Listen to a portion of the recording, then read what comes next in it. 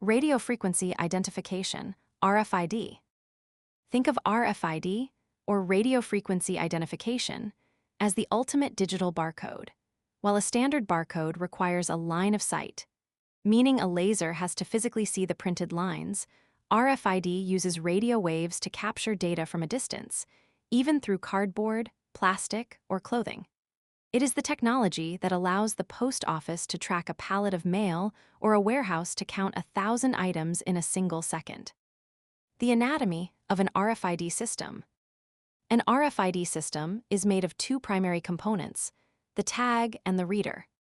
The tag is the tiny device attached to the object you want to track. It consists of a microchip that holds data and a copper coil antenna.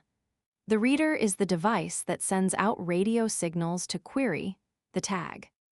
Unlike NFC, which requires you to be inches away, RFID can operate over massive distances. Depending on the frequency used, a reader can pick up a signal from a few feet to over 300 feet away. This makes it perfect for inventory at a distance, where a forklift driver can scan an entire shelf of boxes without ever getting out of the seat. Passive versus active tags.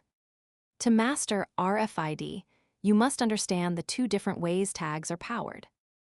Passive tags are the most common and the least expensive. They have no internal battery or power source of their own. Instead, they sit asleep until they are hit by the radio waves from a reader. The reader's signal actually provides enough tiny electromagnetic energy to wake up the chip and allow it to broadcast its ID number back. These tags are cheap enough to be thrown away after one use, which is why you find them inside the stickers on expensive retail items or on the back of mailing labels. Active tags, on the other hand, have their own internal battery. This allows them to shout their signal much further and function in difficult environments, like through thick metal or underwater. They can also be equipped with sensors to monitor things like the temperature of a food shipment. Because they have a battery, they are much more expensive and are usually used for high-value assets, like shipping containers or vehicles at a toll booth. The frequency spectrum of RFID. RFID does not live on just one frequency.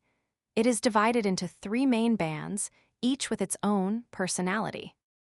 First is low frequency, LF, operating around 125 kHz. This has a very short range and is very slow, but it is excellent at passing through liquids and metals. You will most commonly find this in the tiny chips used to microchip pets or in older building access badges.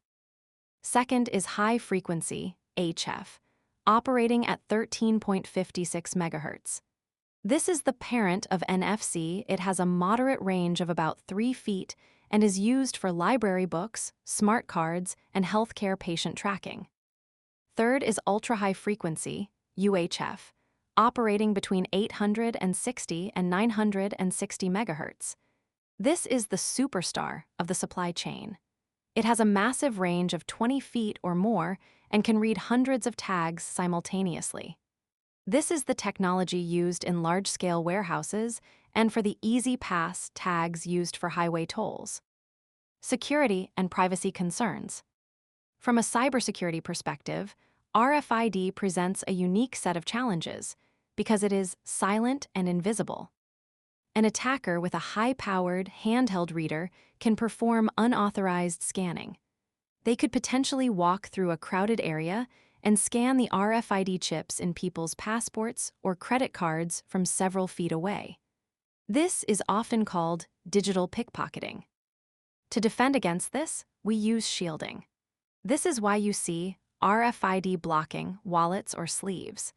These are essentially small Faraday cages made of conductive material that blocks the radio waves from reaching the tag, ensuring it only wakes up when you intentionally take it out to use it.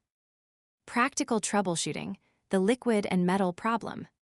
If you are ever troubleshooting an RFID system that isn't reading correctly, look for two things: water and metal. Radio waves, especially the high-frequency ones used in warehouses, are reflected by metal and absorbed by water. If you try to put a standard RFID tag directly on a metal can or a bottle of water, the signal will be drowned out. To fix this, we use specialized on-metal tags that have a small spacer to keep the antenna away from the surface, allowing the radio waves to flow correctly. By mastering the difference between passive and active power and choosing the right frequency for the environment, you will be prepared to manage the massive tracking and logistics systems that power the global economy.